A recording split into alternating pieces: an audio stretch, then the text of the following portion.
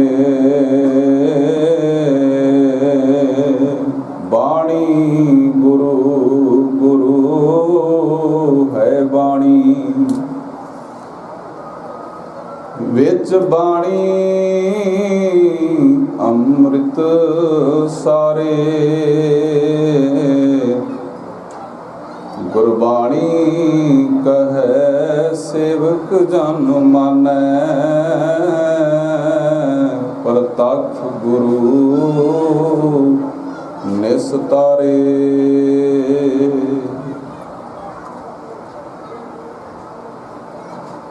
सच्चे पातशाह हजूर समुची मनुखता दे सांझे रहबर जुगो जुग अटल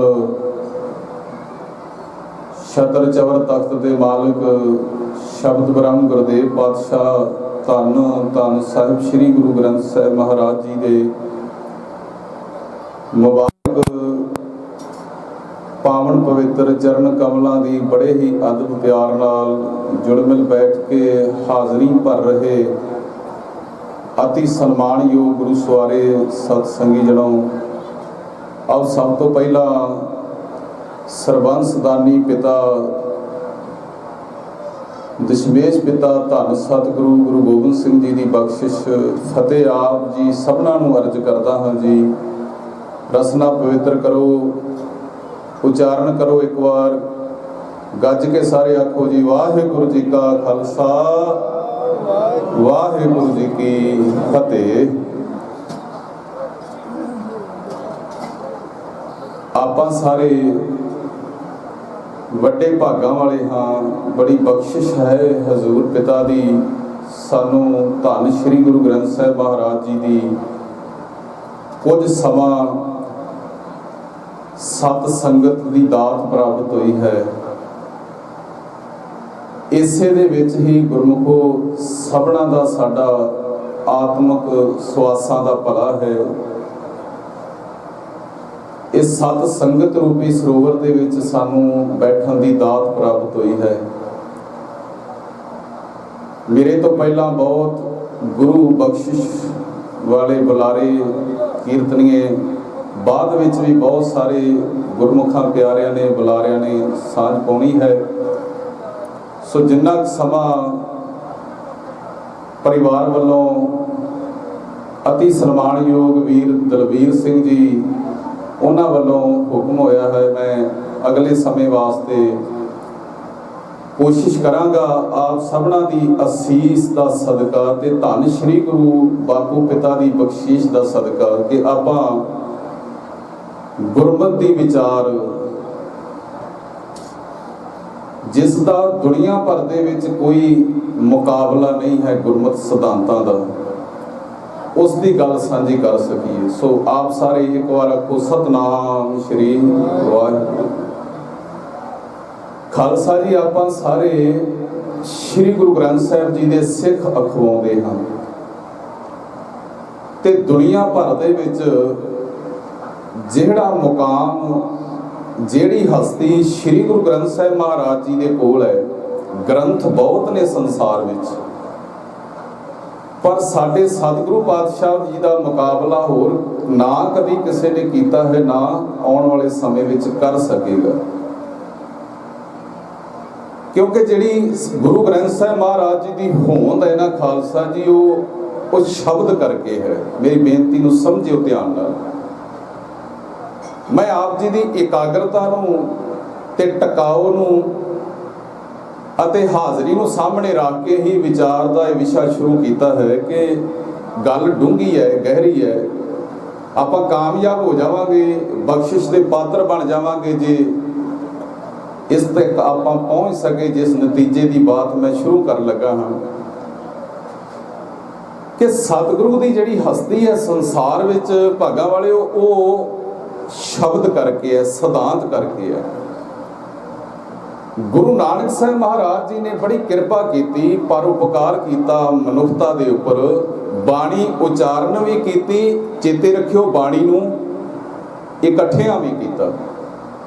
पंजवें शरीर में आके सच्चे पातशाह ने बाणी की संपादना की है। ਤੇ 10ਵੇਂ ਪਿਤਾ ਧਰਮੀ ਪਿਤਾ ਬਾਬੁਲ ਨੇ ਇਹ ਦਾਤ ਸਾਡੀ ਝੋਲੀ ਵਿੱਚ ਪਾ ਦਿੱਤੀ ਕਿ ਸਭ ਸਿੱਖਣ ਕੋ ਹੁਕਮ ਹੈ, ਬੋਲੋ ਜੀ, ਗੁਰੂ ਮਾਨਿਓ ਗ੍ਰੰਥ, ਪੱਕੀ ਕਰ ਦਿੱਤੀ ਸਾਨੂੰ। ਹੁਣ ਗੁਰਬਾਣੀ ਵਿੱਚ ਬਹੁਤ ਡੂੰਘੀਆਂ ਬਾਤਾਂ ਪਾਈਆਂ ਹੋਈਆਂ ਨੇ। ਸ਼ਬਦ ਦਾ ਕੋਈ ਦਾਇਰਾ ਨਹੀਂ ਹੈ, ਸ਼ਬਦ ਸਦਾ ਪ੍ਰਕਾਸ਼ ਹੈ। ਕਿਵੇਂ ਪ੍ਰਕਾਸ਼ ਹੈ? ਜਿਵੇਂ ਯੂਨੀਵਰਸਲ ਬ੍ਰਹਿਮੰਡ ਆਪਣੇ ਆਪ ਦੇ ਵਿੱਚ ਸੰਪੂਰਨ ਹੈ, ਸ਼ਬਦ ਆਪਣੇ ਆਪ ਵਿੱਚ ਸੰਪੂਰਨ ਹੈ, ਨਾ ਘਟਾਇਆ ਜਾ ਸਕਦਾ ਹੈ ਕੁਝ, ਨਾ ਇਸ ਦਰ ਘਰ ਦੇ ਖਜ਼ਾਨੇ ਦੇ ਵਿੱਚੋਂ ਵਧਾਇਆ ਜਾ ਸਕਦਾ ਹੈ। ਸੋ ਖਾਲਸਾ ਜੀ, ਗੁਰਬਾਣੀ ਦੇ ਵਿੱਚ ਇਹ ਗੱਲ ਲਿਖੀ ਹੈ, ਸਤਿਗੁਰੂ ਬਿਨਾ ਹੋਰ ਕੱਚੀ ਹੈ ਬਾਣੀ। ਕੱਚੀ ਗੱਲ ਦਾ ਵੀ ਜ਼ਿਕਰ ਕੀਤਾ ਹੈ ਤੇ ਪੱਕੀ ਗੱਲ ਦਾ ਵੀ ਕੀਤਾ ਹੈ। ਵਾਹ ਵਾਹ ਬਾਣੀ ਨਿਰੰਕਾਰ ਹੈ, ਸਤਿਗੁਰ ਕੀ ਬਾਣੀ ਸਤ ਸਰੂਪ ਹੈ। ਗੁਰਬਾਣੀ ਬਣੀ ਹੈ। ਫਿਰ ਮਹਾਰਾਜ ਸਾਹਿਬ ਕਹਿੰਦੇ ਨੇ, ਅੰਮ੍ਰਿਤ ਬਾਣੀ ਹਰ ਹਰ ਤੇਰੀ। ਜਦੋਂ ਇਹ ਵਾਲੇ ਆਪਾਂ ਬਚਨ ਸਾਰੀਆਂ ਪੰਕਤੀਆਂ ਸਰਵਣ ਕਰਦੇ ਆ, ਪੜ੍ਹਦੇ ਆ, ਤੇ ਨਾਲ ਨਾਲ ਸਾਹਿਬ ਇਹ ਵੀ ਫਰਮਾਨ ਕਰਦੇ ਨੇ, ਕਾਚੇ ਗੁਰ ਤੇ ਮੁਕਤ ਨਾ ਹੋਊਗਾ। ਇਸ ਦਾ ਮਤਲਬ ਕੀ ਹੈ? ਇਸ਼ਾਰਾ ਕੀ ਹੈ ਮੇਰੇ ਗੁਰਦੇਵ ਦਾ? ਕਿ ਸਿੱਖਾ ਸੁਚੇਤ ਰਹੀ। ਗੁਰੂ ਸਾਹਿਬਾਂ ਦੇ ਸਮੇਂ ਤੋਂ ਹੀ ਇਹ ਪੱਕੀ ਕਰ ਦਿੱਤੀ ਗਈ ਕਿ ਸੁਚੇਤ ਰਹੀ। ਇਸ ਘਰ ਨਾਲੋਂ ਤੋੜਨ ਵਾਸਤੇ ਤੇ ਆਪਣੇ ਨਾਲ ਜੋੜਨ ਵਾਸਤੇ ਬੜੇ ਢੰਗ ਤਰੀਕੇ ਤੇਰੇ ਸਾਹਮਣੇ ਵਰਤੇ ਜਾਣਗੇ ਆਉਣ ਵਾਲੇ ਸਮੇਂ ਦੇ ਵਿੱਚ। ਇੱਕ ਹੋਰ ਬੜੀ ਵੱਡੀ ਵਿਲੱਖਣਤਾ ਵਾਲੀ ਗੱਲ ਹੈ ਖਾਲਸਾ ਜੀ, ਕਿ ਗੁਰੂ ਗ੍ਰੰਥ ਸਾਹਿਬ ਮਹਾਰਾਜ ਜੀ ਦੀ ਬਾਣੀ ਨਾਲ ਜੁੜਨ ਵਾਸਤੇ ਵਿਚੋਲੇ ਦੀ ਲੋੜ ਨਹੀਂ ਹੈ। ਚੇਤੇ ਰੱਖੋ, ਸਾਡੇ ਗੁਰਦੇਵ ਪਿਤਾ ਨੇ ਬੜੇ ਪਰਉਪਕਾਰ ਕੀਤੇ। ਉਹਨਾਂ ਪਰਉਪਕਾਰਾਂ ਦੇ ਵਿੱਚੋਂ ਇਹ ਸਭ ਤੋਂ ਵੱਡਾ ਪਰਉਪਕਾਰ ਸੀ ਕਿ ਸ਼ਰੀਰਾਂ ਨੂੰ ਪਾਸੇ ਰੱਖ ਕੇ ਸਾਨੂੰ ਸ਼ਬਦ ਨਾਲ ਜੋੜਿਆ। ਧਿਆਨ ਦੇਣਾ ਜੀ, ਸ਼ਬਦ ਨਾਲ ਜੋੜਿਆ। ਤੇ ਗੁਰੂ ਸਾਹਿਬ ਨੇ ਕਿਹਾ, ਕਿ ਕਹਿਣ ਲੱਗੇ, ਸ਼ਬਦ ਗੁਰੂ, ਕਰਿਓ ਕਿਰਪਾ ਜੀ ਸਾਰੇ, ਸ਼ਬਦ ਗੁਰੂ ਸੁਰਤ ਧੁਨ ਚੇਲਾ। ਸਿਧਾਂਤ ਨੂੰ ਸਾਡਾ ਗੁਰੂ ਬਣਾਇਆ ਤੇ ਸੁਰਤ ਨੂੰ ਸਾਡੀ ਨੂੰ ਸਿੱਖ ਬਣਾਇਆ, ਚੇਲਾ ਬਣਾਇਆ। ਗੁਰੂ ਤੇ ਚੇਲੇ ਦਾ ਕਨਸੈਪਟ ਬੜਾ ਪਿਆਰਾ ਹੈ ਸਤਿਗੁਰੂ ਦੀ ਬਾਣੀ ਵਿੱਚ। ਇੱਕ ਗੱਲ ਮੈਂ ਆਰੰਭ ਵਿੱਚ ਹੋਰ ਕਹਿ ਦਿਆਂ, ਫਿਰ ਆਪਾਂ ਅੱਗੇ ਤੁਰਦੇ ਹਾਂ। ਮੁਆਫ ਕਰਨਾ, ਮੈਂ ਕਿਸੇ ਵਿਸ਼ੇਸ਼ ਦੀ ਗੱਲ ਨਹੀਂ ਕਰਾਂਗਾ, ਸਮਝ ਲੈਣਾ ਆਪਾਂ ਨੇ।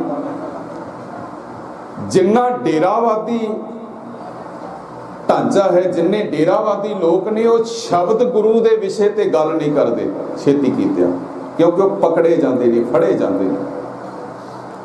ਕਿਉਂਕਿ ਸ਼ਬਦ ਗੁਰੂ ਸ੍ਰੀ ਗੁਰੂ ਗ੍ਰੰਥ ਸਾਹਿਬ ਮਹਾਰਾਜ ਜੀ ਦੀ, ਫਿਰ ਮੈਂ ਕਹਿ ਦਿਆਂ, ਐਸੀ ਬਾ ਕਮਾਲ ਹਸਤੀ ਹੈ, ਇਹਦਾ ਮੁਕਾਬਲਾ ਕੋਈ ਨਹੀਂ ਹੈ। ਕਿਸੇ ਵੀ ਡੇਰੇ ਤੇ ਜਾਣ ਵਾਲੇ ਵਿਅਕਤੀ ਦੇ ਨਾਲ ਜੇ ਕੋਈ ਗੁਰੂ ਦੇ ਵਿਸ਼ੇ ਤੇ, ਸ਼ਬਦ ਗੁਰੂ ਦੇ ਸਿਧਾਂਤ ਤੇ ਗੱਲ ਕਰਦਾ ਹੈ, ਉਹ ਚੁੱਪ ਹੋ ਜਾਂਦਾ ਹੈ। ਉਹ ਪਤਾ ਜਵਾਬ ਕੀ ਦਿੰਦਾ ਹੈ? ਉਹ ਕਹਿੰਦਾ ਕਿ ਸਾਡੇ ਬਾਬਾ ਜੀ ਨੇ, ਗੁਰੂ ਸਾਹਿਬ ਨੇ, ਸਾਡੇ ਨੇ ਕਿਹਾ ਹੈ ਕਿ ਇਸ ਵਿਸ਼ੇ ਤੇ ਗੱਲ ਨਹੀਂ ਕਰਨੀ।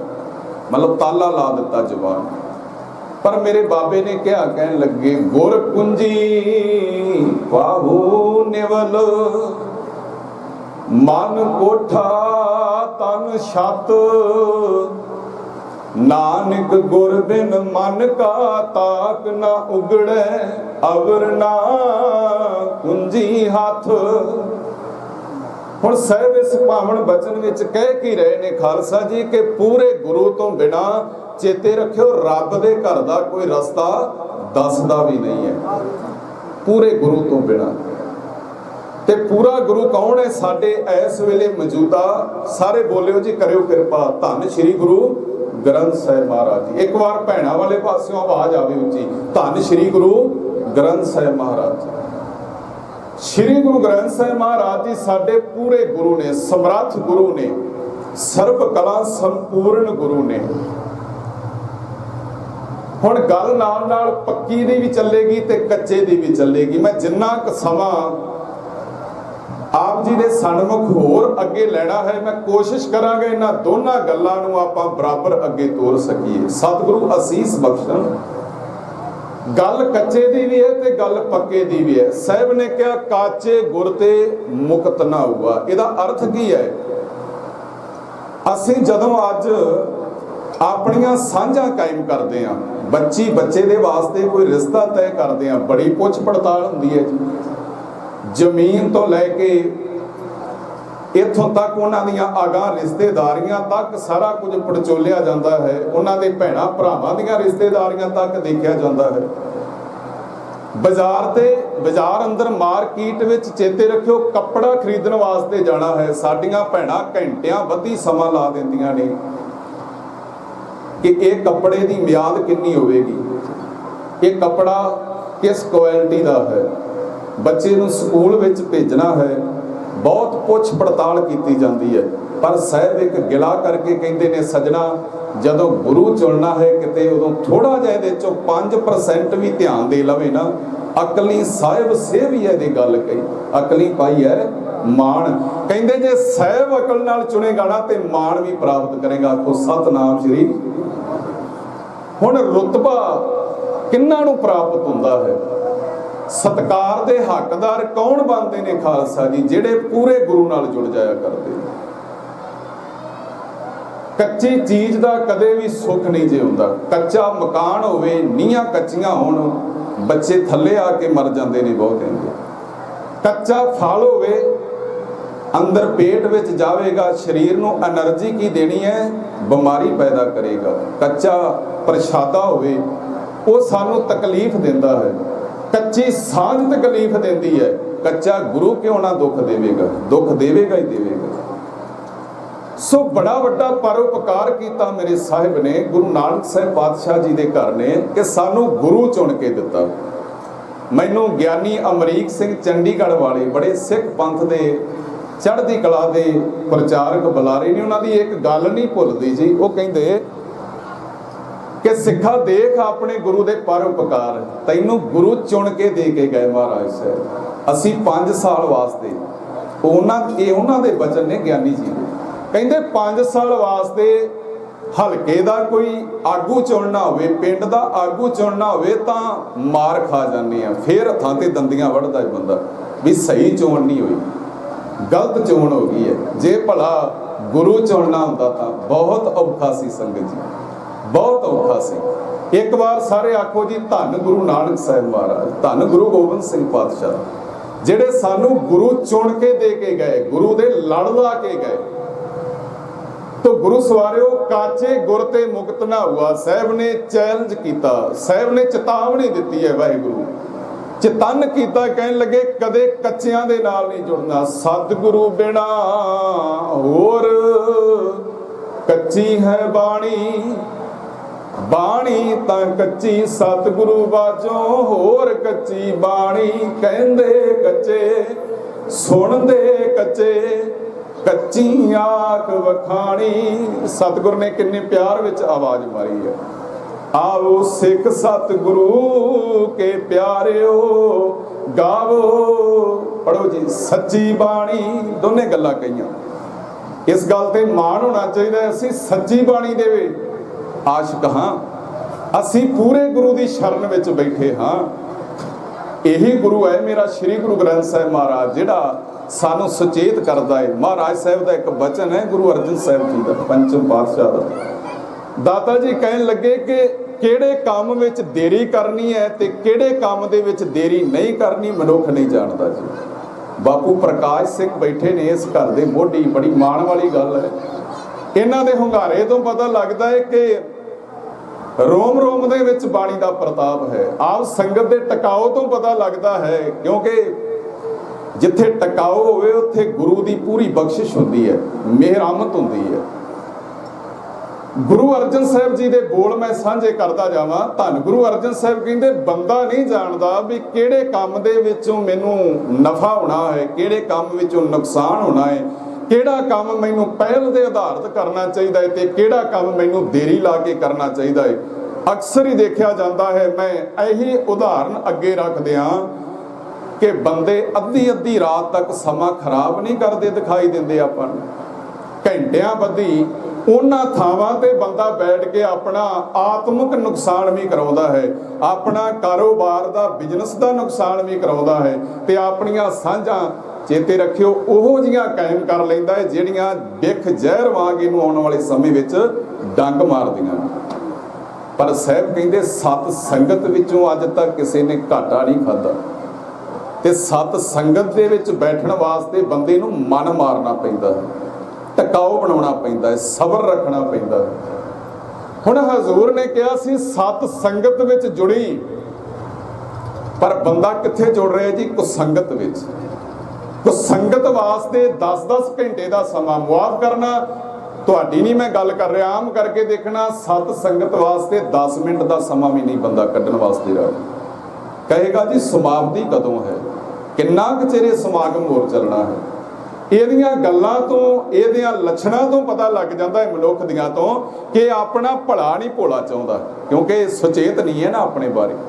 ਗੁਰੂ ਅਰਜਨ ਸਾਹਿਬ ਪੰਜ ਪਾਤਸ਼ਾਹ ਕਹਿੰਦੇ ਵੀ ਚੰਗੇ ਕੰਮ ਵਾਸਤੇ ਕਦੇ ਨਾ ਦੇਰੀ ਨਹੀਂ ਕਰਨੀ ਚਾਹੀਦੀ।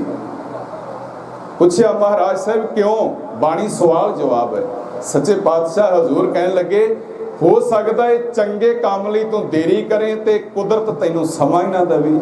ਹੁਣ ਕਿੰਨੀਆਂ ਮੌਤਾਂ ਅੱਜ ਡਿਜੀਟਲ ਯੁੱਗ ਹੈ, ਕੇਸਰੀ ਚੈਨਲ ਤੇ ਸਰਦਾਰ ਗੁਰਜਿੰਦਰ ਸਿੰਘ ਖਾਲਸਾ ਜੀ ਸਾਰਾ ਲਾਈਵ ਕਰ ਰਹੇ ਨੇ, ਪਲ ਪਲ ਦੀ ਅਪਡੇਟ ਦੁਨੀਆ ਸਾਂਝੀ ਹੋ ਰਹੀ ਹੈ। ਯਾਦ ਰੱਖਣਾ ਅੱਜ ਬਹੁਤ ਸਾਰੀਆਂ ਮੌਤਾਂ ਆਪਾਂ ਦੇਖਦੇ ਹਾਂ ਜਿਹੜੀਆਂ ਬੰਦਾ ਆਪਣੇ ਆਫਿਸ ਦੇ ਵਿੱਚ ਬੈਠਾ ਹੈ ਤੇ ਉੱਥੇ ਡੈਥ ਹੋ ਜਾਂਦੀ, ਤੁਰਿਆ ਜਾਂਦਿਆਂ ਡੈਥ ਹੋ ਜਾਂਦੀ ਹੈ, ਗੁਰੂ ਘਰ ਦੇ ਵਿੱਚ ਡੈਥ ਹੋ ਜਾਂਦੀ ਹੈ, ਕੁਝ ਖਾਂਦਿਆਂ ਖਾਂਦਿਆਂ ਸਵਾਸ ਟੁੱਟ ਜਾਂਦੇ ਨੇ। ਮੈਂ ਇਹਦੇ ਬਾਰੇ ਸੋਚ ਰਿਹਾ ਸੀ ਇੱਕ ਦਿਨ ਕਿ ਪਹਿਲਾਂ ਨਹੀਂ ਸੀ ਇਸ ਤਰ੍ਹਾਂ ਦੀਆਂ ਘਟਨਾਵਾਂ ਵਾਪਰਦੀਆਂ, ਕੀ ਹੋਣੀ ਵਾਪਰ ਲੱਗੀਆਂ ਨੇ ਕਿ ਪਹਿਲਾਂ ਵੀ ਵਾਪਰਦੀਆਂ ਸੀ। ਇਹਦਾ ਜਵਾਬ ਇਹ ਹੈ ਪਹਿਲਾਂ ਤੀਜੀ ਅੱਖ ਨਹੀਂ ਸੀ ਹੈਗੀ ਜੀ। ਗਿਆਨੀ ਦਲਬੀਰ ਸਿੰਘ ਬੈਠੇ ਨੇ, ਇਹ ਪਹਿਲਾਂ ਤੀਜੀ ਅੱਖ ਨਹੀਂ ਸੀ ਹੈਗੀ। ਆ ਜਿਹੜਾ ਕੈਮਰਾ ਹੈ ਨਾ ਤੀਜੀ ਅੱਖ, ਇਹ ਸਾਡੀ ਪਲ ਪਲ ਦੀ ਰਿਕਾਰਡਿੰਗ ਸਾਡੀਆਂ ਜੇਬਾਂ ਦੇ ਵਿੱਚ ਭੇਜਦਾ ਹੈ, ਸਾਡੇ ਮੋਬਾਈਲਾਂ ਦੇ ਵਿੱਚ ਭੇਜਦਾ ਹੈ। ਤੋ ਯਾਦ ਰੱਖਣਾ ਗੁਰੂ ਅਰਜਨ ਸਾਹਿਬ ਪਾਤਸ਼ਾਹ ਕਹਿਣ ਲੱਗੇ ਦੇਰੀ ਨਹੀਂ ਕਰਨੀ ਚਾਹੀਦੀ। ਕਿਉਂ? ਮੈਂ ਆਪਣੇ ਵਿਸ਼ੇ ਤੋਂ ਵੀ ਦੂਰ ਨਹੀਂ ਜਾਣਾ ਚਾਹੁੰਦਾ, ਇਹ ਬਚਨ ਕਹਿ ਕੇ ਉਧਰ ਆਵਾਂਗੇ ਆਪਾਂ। ਕਹਿਣ ਲੱਗੇ ਹੋ ਸਕਦਾ ਹੈ ਸਵਾਸ ਟੁੱਟ ਜਾਣ, ਤੇਰੇ ਸਵਾਸਾਂ ਦੀ ਡੋਰੀ ਟੁੱਟ ਜਾਵੇ ਤੇ ਚੰਗੇ ਕੰਮ ਤੋਂ ਵਾਂਝਿਆ ਹੀ ਤੇਰੀ ਆਤਮਾ ਰਹਿ ਜਾਵੇ।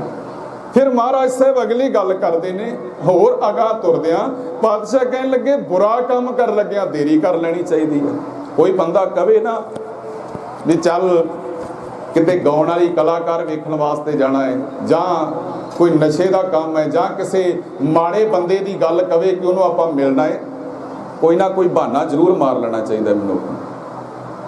ਹਜ਼ੂਰ ਨੂੰ ਪੁੱਛਿਆ ਮਹਾਰਾਜ ਬੁਰੇ ਕੰਮ ਵਾਸਤੇ ਦੇਰੀ ਕਿਉਂ? ਗੁਰਦੇਵ ਪਾਤਸ਼ਾਹ ਕਹਿਣ ਲੱਗੇ ਰੱਬ ਕੋਈ ਸਬੱਬ ਬਣਾ ਦਿੰਦਾ ਹੈ। ਸਹੀ ਪਿਆਰੇ ਮੇਲ ਜਿਨ੍ਹਾਂ ਮਿਲਿਆ ਤੇਰਾ ਪੜੋ ਜੀ ਨਾਮ ਚੇਤਾ ਵੇ। ਕੋਈ ਰੱਬ ਦਾ ਪਿਆਰਾ ਭੇਜ ਦੇਗਾ ਪਰਮੇਸ਼ਰ, ਕੋਈ ਗੁਰਸਿੱਖ ਦੀ ਸੰਗਤ ਕਰਵਾ ਦੇਗਾ। ਹੋ ਸਕਦਾ ਹੈ ਬੁਰੇ ਪਾਸਿਓਂ ਤੇਰੇ ਕਦਮ ਰੁਕ ਜਾਣ, ਤੇਰੇ ਪਰਿਵਾਰ ਦਾ ਉਜਾੜਾ ਵੱਜ ਜਾਵੇ, ਤੇਰੀਆਂ ਪੀੜ੍ਹੀਆਂ ਤੇ ਜਿਹੜਾ ਕਲੰਕ ਲੱਗਣਾ ਸੀ ਨਾ ਮਾੜੇ ਦੀ ਸੰਗਤ ਕਰਕੇ, ਉਹਦੇ ਤੋਂ ਤੇਰਾ ਬੋਲੋ ਜੀ ਬਚਾਅ ਹੋ ਜਾਵੇ।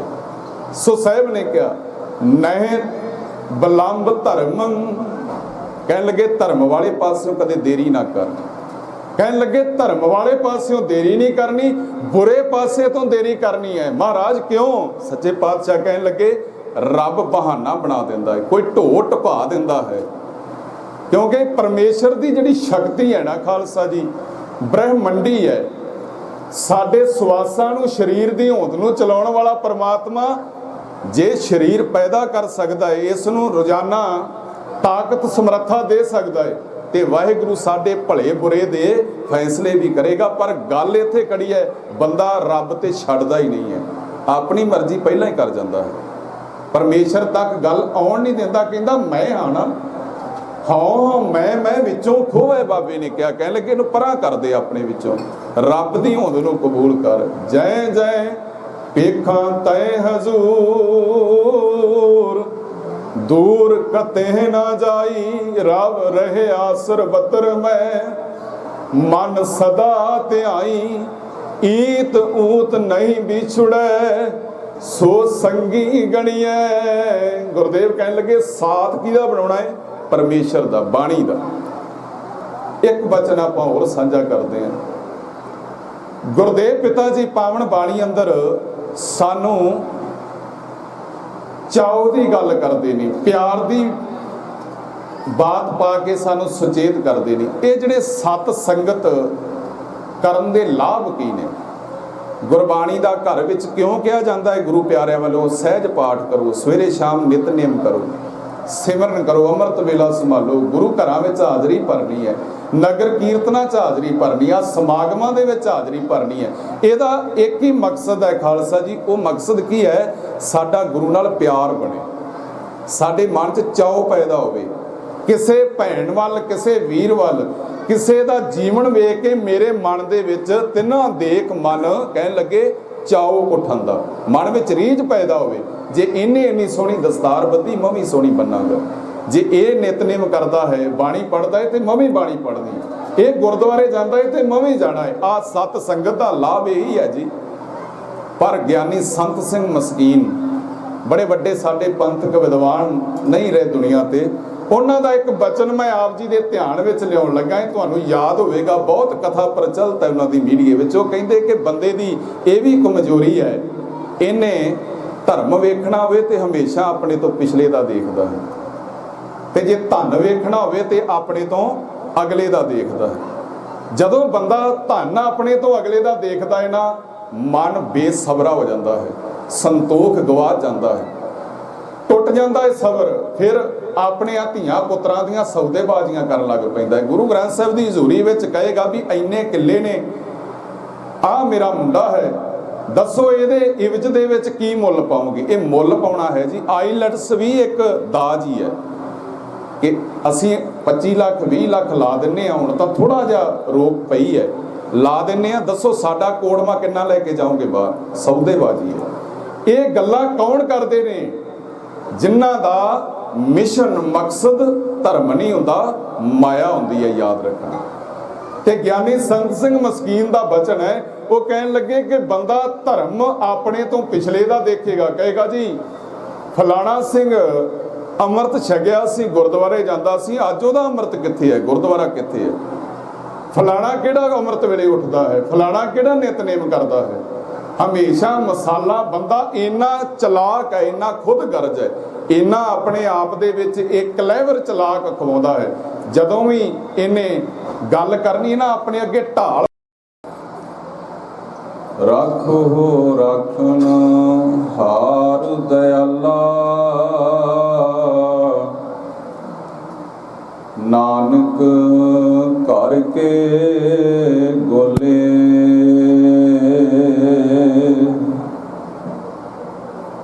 ਰਾਖੋ ਰਾਖਣ ਹਾਰ ਦਇਆਲਾ, ਨਾਨਕ ਘਰ ਕੇ ਗੋਲੇ, ਬਾਣੀ ਗੁਰੂ ਗੁਰੂ ਹੈ ਬਾਣੀ, ਵਿੱਚ ਬਾਣੀ ਅੰਮ੍ਰਿਤ ਸਾਰੇ, ਗੁਰਬਾਣੀ ਕਹੈ ਸੇਵਕ ਜਨ ਮਾਨੈ, ਪ੍ਰਤੱਖ ਗੁਰੂ ਨਿਸਤਾਰੇ।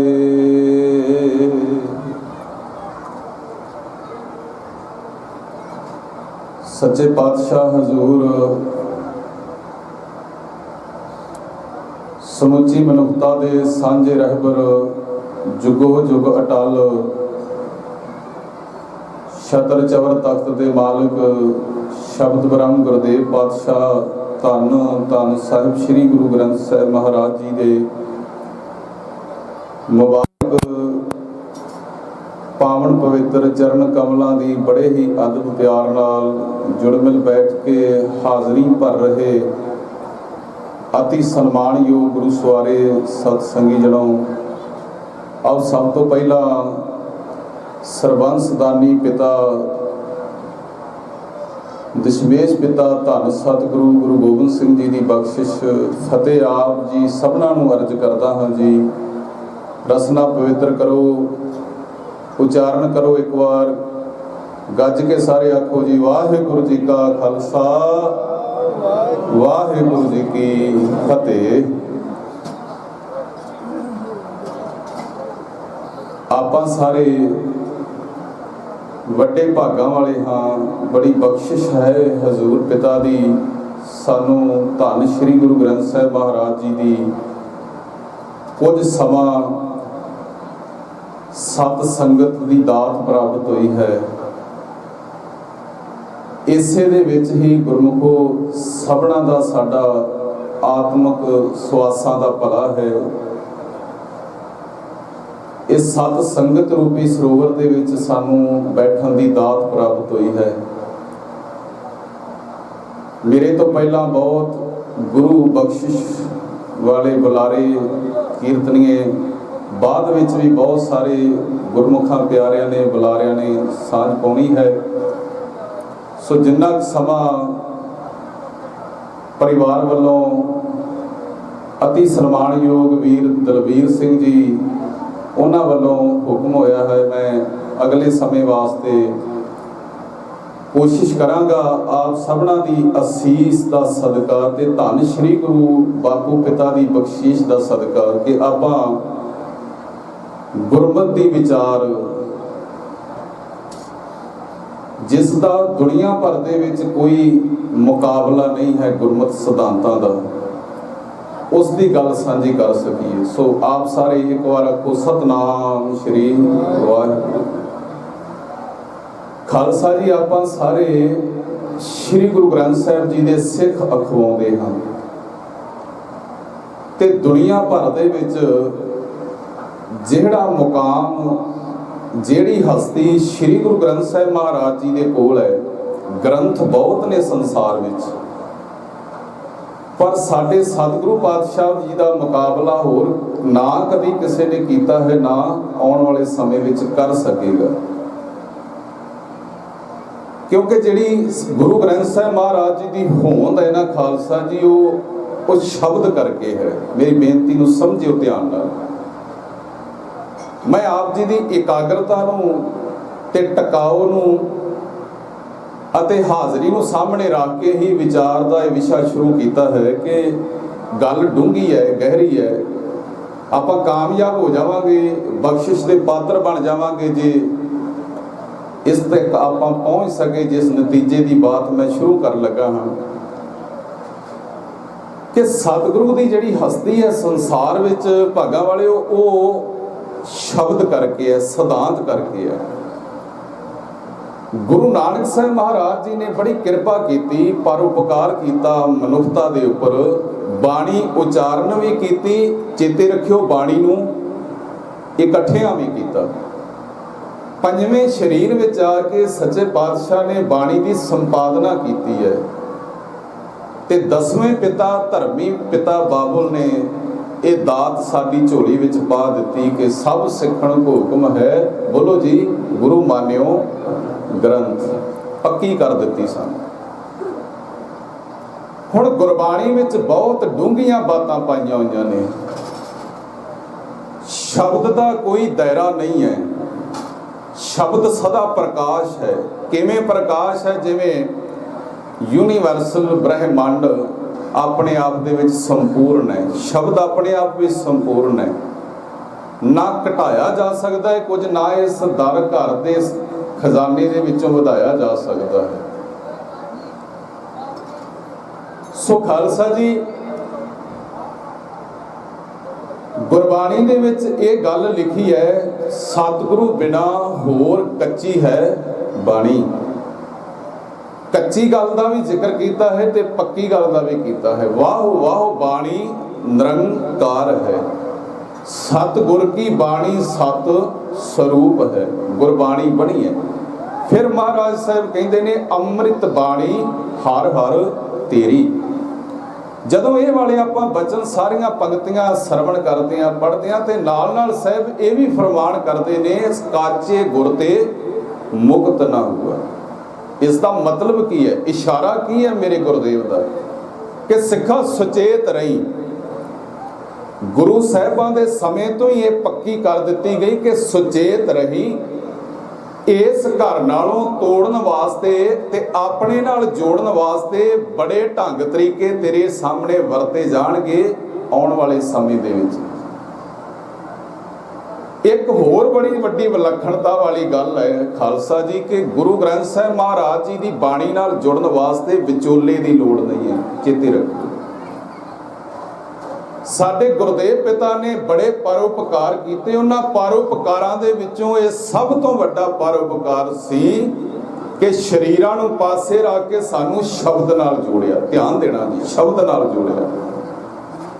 ਤੇ ਗੁਰੂ ਸਾਹਿਬ ਨੇ ਕਿਹਾ ਕਿ ਕਹਿਣ ਲੱਗੇ ਸ਼ਬਦ ਗੁਰੂ, ਕਰਿਓ ਕਿਰਪਾ ਜੀ ਸਾਰੇ, ਸ਼ਬਦ ਗੁਰੂ ਸੁਰਤ ਧੁਨ ਚੇਲਾ।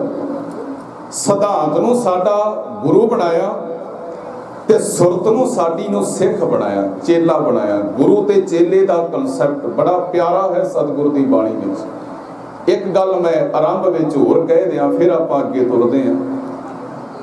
ਮੁਆਫ ਕਰਨਾ, ਮੈਂ ਕਿਸੇ ਵਿਸ਼ੇਸ਼ ਦੀ ਗੱਲ ਨਹੀਂ ਕਰਾਂਗਾ, ਸਮਝ ਲੈਣਾ ਆਪਾਂ ਨੇ। ਜਿੰਨਾ ਡੇਰਾਵਾਦੀ ਢਾਂਚਾ ਹੈ, ਜਿੰਨੇ ਡੇਰਾਵਾਦੀ ਲੋਕ ਨੇ, ਉਹ ਸ਼ਬਦ ਗੁਰੂ ਦੇ ਵਿਸ਼ੇ ਤੇ ਗੱਲ ਨਹੀਂ ਕਰਦੇ ਛੇਤੀ ਕੀਤਿਆਂ, ਕਿਉਂਕਿ ਉਹ ਪਕੜੇ ਜਾਂਦੇ ਨੇ, ਫੜੇ ਜਾਂਦੇ ਨੇ। ਕਿਉਂਕਿ ਸ਼ਬਦ ਗੁਰੂ ਸ੍ਰੀ ਗੁਰੂ ਗ੍ਰੰਥ ਸਾਹਿਬ ਮਹਾਰਾਜ ਜੀ ਦੀ, ਫਿਰ ਮੈਂ ਕਹਿ ਦਿਆਂ, ਐਸੀ ਬਾਕਮਾਲ ਹਸਤੀ ਹੈ, ਇਹਦਾ ਮੁਕਾਬਲਾ ਕੋਈ ਨਹੀਂ ਹੈ। ਕਿਸੇ ਵੀ ਡੇਰੇ ਤੇ ਜਾਣ ਵਾਲੇ ਵਿਅਕਤੀ ਦੇ ਨਾਲ ਜੇ ਕੋਈ ਗੁਰੂ ਦੇ ਵਿਸ਼ੇ ਤੇ, ਸ਼ਬਦ ਗੁਰੂ ਦੇ ਸਿਧਾਂਤ ਤੇ ਗੱਲ ਕਰਦਾ ਹੈ, ਉਹ ਚੁੱਪ ਹੋ ਜਾਂਦਾ ਹੈ। ਉਹ ਪਤਾ ਜਵਾਬ ਕੀ ਦਿੰਦਾ ਹੈ? ਉਹ ਕਹਿੰਦਾ ਕਿ ਸਾਡੇ ਬਾਬਾ ਜੀ ਨੇ, ਗੁਰੂ ਸਾਹਿਬ ਨੇ, ਸਾਡੇ ਨੇ ਕਿਹਾ ਹੈ ਕਿ ਇਸ ਵਿਸ਼ੇ ਤੇ ਗੱਲ ਨਹੀਂ ਕਰਨੀ। ਮਤਲਬ ਤਾਲਾ ਲਾ ਦਿੱਤਾ ਜਵਾਨ। ਪਰ ਮੇਰੇ ਬਾਬੇ ਨੇ ਕਿਹਾ, ਕਹਿਣ ਲੱਗੇ ਗੁਰ ਕੁੰਜੀ ਬਾਹੂ ਨਿਵਲ, ਮਨ ਕੋਠਾ ਤਨ ਛੱਤ, ਨਾਨਕ ਗੁਰ ਬਿਨ ਮਨ ਕਾ ਤਾਕ ਨਾ ਉਗੜੈ, ਅਵਰ ਨਾ ਕੁੰਜੀ ਹੱਥ। ਹੁਣ ਸਾਹਿਬ ਇਸ ਪਾਵਨ ਬਚਨ ਵਿੱਚ ਕਹਿ ਕੀ ਰਹੇ ਨੇ ਖਾਲਸਾ ਜੀ ਕਿ ਪੂਰੇ ਗੁਰੂ ਤੋਂ ਬਿਨਾ, ਚੇਤੇ ਰੱਖਿਓ, ਰੱਬ ਦੇ ਘਰ ਦਾ ਕੋਈ ਰਸਤਾ ਦੱਸਦਾ ਵੀ ਨਹੀਂ ਹੈ ਪੂਰੇ ਗੁਰੂ ਤੋਂ ਬਿਨਾ। ਤੇ ਪੂਰਾ ਗੁਰੂ ਕੌਣ ਹੈ ਸਾਡੇ ਇਸ ਵੇਲੇ ਮੌਜੂਦਾ? ਸਾਰੇ ਬੋਲਿਓ ਜੀ, ਕਰਿਓ ਕਿਰਪਾ, ਧੰਨ ਸ਼੍ਰੀ ਗੁਰੂ ਗ੍ਰੰਥ ਸਾਹਿਬ ਮਹਾਰਾਜ ਜੀ। ਇੱਕ ਵਾਰ ਭੈਣਾਂ ਵਾਲੇ ਪਾਸਿਓਂ ਆਵਾਜ਼ ਆਵੇ ਉੱਚੀ, ਧੰਨ ਸ਼੍ਰੀ ਗੁਰੂ ਗ੍ਰੰਥ ਸਾਹਿਬ ਮਹਾਰਾਜ ਜੀ। ਸ਼੍ਰੀ ਗੁਰੂ ਗ੍ਰੰਥ ਸਾਹਿਬ ਮਹਾਰਾਜ ਜੀ ਸਾਡੇ ਪੂਰੇ ਗੁਰੂ ਨੇ, ਸਮਰੱਥ ਗੁਰੂ ਨੇ, ਸਰਬ ਕਲਾ ਸੰਪੂਰਨ ਗੁਰੂ ਨੇ।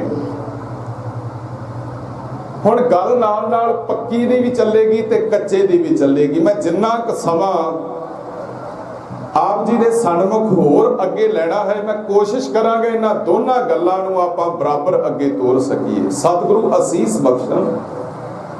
ਗੱਲ ਕੱਚੇ ਦੀ ਵੀ ਹੈ ਤੇ ਗੱਲ ਪੱਕੇ ਦੀ ਵੀ ਹੈ। ਸਾਹਿਬ ਨੇ ਕਿਹਾ ਕਾਚੇ ਗੁਰ ਤੇ ਮੁਕਤ ਨਾ ਹੁਆ। ਇਹਦਾ ਅਰਥ ਕੀ ਹੈ? ਅਸੀਂ ਜਦੋਂ ਅੱਜ ਆਪਣੀਆਂ ਸਾਂਝਾਂ ਕਾਇਮ ਕਰਦੇ ਹਾਂ, ਬੱਚੀ ਬੱਚੇ ਦੇ ਵਾਸਤੇ ਕੋਈ ਰਿਸ਼ਤਾ ਤੈਅ ਕਰਦੇ ਹਾਂ, ਬੜੀ ਪੁੱਛ ਪੜਤਾਲ ਹੁੰਦੀ ਹੈ ਜੀ। ਜ਼ਮੀਨ ਤੋਂ ਲੈ ਕੇ ਇੱਥੋਂ ਤੱਕ ਉਹਨਾਂ ਦੀਆਂ ਆਗਾਂ ਰਿਸ਼ਤੇਦਾਰੀਆਂ ਤੱਕ ਸਾਰਾ ਕੁਝ ਪੜਚੋਲਿਆ ਜਾਂਦਾ ਹੈ। ਉਹਨਾਂ ਦੇ ਭੈਣਾਂ ਭਰਾਵਾਂ ਦੀਆਂ ਰਿਸ਼ਤੇਦਾਰੀਆਂ ਤੱਕ ਦੇਖਿਆ ਜਾਂਦਾ ਹੈ। ਬਾਜ਼ਾਰ ਅੰਦਰ ਮਾਰਕੀਟ ਵਿੱਚ, ਚੇਤੇ ਰੱਖਿਓ, ਕੱਪੜਾ ਖਰੀਦਣ ਵਾਸਤੇ ਜਾਣਾ ਹੈ, ਸਾਡੀਆਂ ਭੈਣਾਂ ਘੰਟਿਆਂ ਬੱਧੀ ਸਮਾਂ ਲਾ ਦਿੰਦੀਆਂ ਨੇ ਕਿ ਇਹ ਕੱਪੜੇ ਦੀ ਮਿਆਦ ਕਿੰਨੀ ਹੋਵੇਗੀ, ਇਹ ਕੱਪੜਾ ਕਿਸ ਕੁਆਲਿਟੀ ਦਾ ਹੈ, ਬੱਚੇ ਨੂੰ ਸਕੂਲ ਵਿੱਚ ਭੇਜਣਾ ਹੈ, ਬਹੁਤ ਪੁੱਛ ਪੜਤਾਲ ਕੀਤੀ ਜਾਂਦੀ ਹੈ। ਪਰ ਸਾਹਿਬ ਇੱਕ ਗਿਲਾ ਕਰਕੇ ਕਹਿੰਦੇ ਨੇ, ਸਜਣਾ ਜਦੋਂ ਗੁਰੂ ਚੁਣਨਾ ਹੈ ਕਿਤੇ, ਉਦੋਂ ਥੋੜਾ ਜਿਹਾ ਇਹਦੇ ਚੋਂ 5% ਵੀ ਧਿਆਨ ਦੇ ਲਵੇ ਨਾ, ਅਕਲੀ ਸਾਹਿਬ ਸੇਵੀਏ ਦੀ ਗੱਲ ਕਹੀ, ਅਕਲੀ ਪਾਈ ਹੈ ਮਾਣ। ਕਹਿੰਦੇ ਜੇ ਸਾਹਿਬ ਅਕਲ ਨਾਲ ਚੁਣੇਗਾ ਨਾ ਤੇ ਮਾਣ ਵੀ ਪ੍ਰਾਪਤ ਕਰੇਗਾ। ਆਖੋ ਸਤਨਾਮ ਸ਼੍ਰੀ। ਹੁਣ ਰੁਤਬਾ ਕਿੰਨਾਂ ਨੂੰ ਪ੍ਰਾਪਤ ਹੁੰਦਾ ਹੈ? ਸਤਕਾਰ ਦੇ ਹੱਕਦਾਰ ਕੌਣ ਬਣਦੇ ਨੇ ਖਾਲਸਾ ਜੀ? ਜਿਹੜੇ ਪੂਰੇ ਗੁਰੂ ਨਾਲ ਜੁੜ ਜਾਇਆ ਕਰਦੇ ਨੇ। ਕੱਚੀ ਚੀਜ਼ ਦਾ ਕਦੇ ਵੀ ਸੁੱਖ ਨਹੀਂ ਜੇ ਹੁੰਦਾ। ਕੱਚਾ ਮਕਾਨ ਹੋਵੇ, ਨੀਹਾਂ ਕੱਚੀਆਂ ਹੋਣ, ਬੱਚੇ ਥੱਲੇ ਆ ਕੇ ਮਰ ਜਾਂਦੇ ਨੇ ਬਹੁਤ। ਕੱਚਾ ਫਲ ਹੋਵੇ, ਅੰਦਰ ਪੇਟ ਵਿੱਚ ਜਾਵੇਗਾ, ਸਰੀਰ ਨੂੰ એનર્ਜੀ ਕੀ ਦੇਣੀ ਹੈ? ਬਿਮਾਰੀ ਪੈਦਾ ਕਰੇਗਾ। ਕੱਚਾ ਪ੍ਰਸ਼ਾਦਾ ਹੋਵੇ, ਉਹ ਸਾਨੂੰ ਤਕਲੀਫ ਦਿੰਦਾ ਹੈ। ਕੱਚੀ ਸਾਂਝ ਤਕਲੀਫ ਦਿੰਦੀ ਹੈ। ਕੱਚਾ ਗੁਰੂ ਕਿਉਂ ਨਾ ਦੁੱਖ ਦੇਵੇਗਾ? ਦੁੱਖ ਦੇਵੇਗਾ ਹੀ ਦੇਵੇਗਾ। ਸੋ ਬੜਾ ਵੱਡਾ ਪਰਉਪਕਾਰ ਕੀਤਾ ਮੇਰੇ ਸਾਹਿਬ ਨੇ, ਗੁਰੂ ਨਾਨਕ ਸਾਹਿਬ ਪਾਤਸ਼ਾਹ ਜੀ ਦੇ ਘਰ ਨੇ, ਕਿ ਸਾਨੂੰ ਗੁਰੂ ਚੁਣ ਕੇ ਦਿੱਤਾ।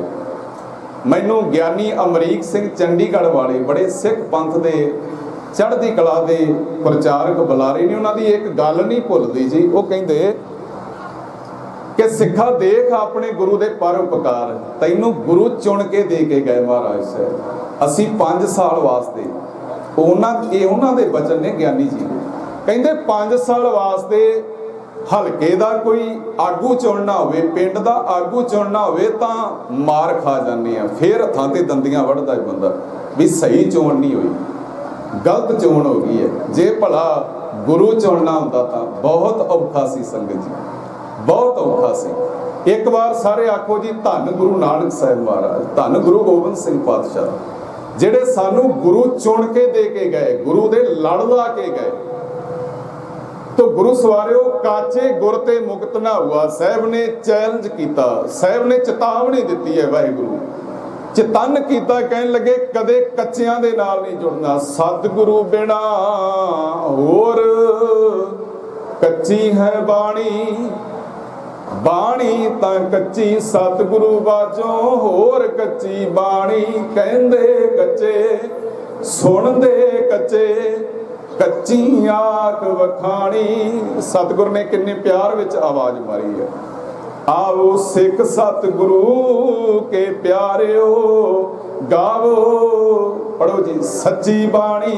ਦੋਨੇ ਗੱਲਾਂ ਕਹੀਆਂ, ਇਸ ਗੱਲ ਤੇ ਮਾਣ ਹੋਣਾ ਚਾਹੀਦਾ, ਅਸੀਂ ਸੱਚੀ ਬਾਣੀ ਦੇ ਆਸ਼ਿਕ ਹਾਂ, ਅਸੀਂ ਪੂਰੇ ਗੁਰੂ ਦੀ ਸ਼ਰਨ ਵਿੱਚ ਬੈਠੇ ਹਾਂ।